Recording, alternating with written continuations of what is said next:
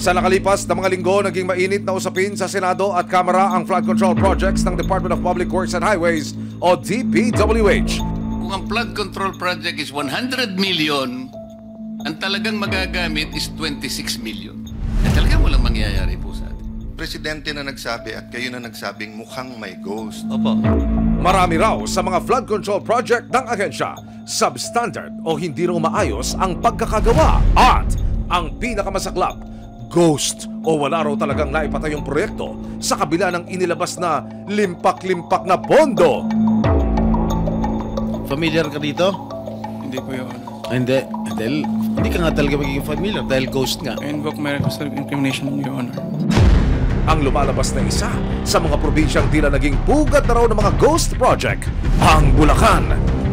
May isang grupo sa loob ng First District Engineering Office ng Bulacan na kilalang sindikato ng mga substandard at ghost projects. August 14, 2025, nakatanggap ang resibo ng reklamo tungkol sa San Nicolas, Santo Rosario Road. Ang kalsada, saksi raw sa maraming beses na pagsemplang, pagtaob, at pagdaustos ng mga motoristang dumaraan dito.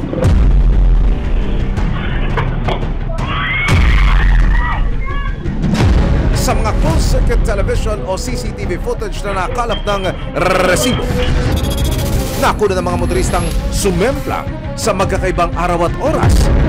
Sa isang video, tumawag isang tricycle kasama ng 3 sakay nito. Sa isa pang video, makikita naman ang isa pang tricycle na sumampa na sa pahong bahagi ng kalsada pero ilang saglit pa,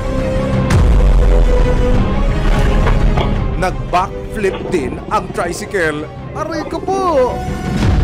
Dito po sa Ang isa pang kolong-kolong na may kargang mga tangke ng LPG, imbes na makapag-deliver, disgrasya pa ang inabot.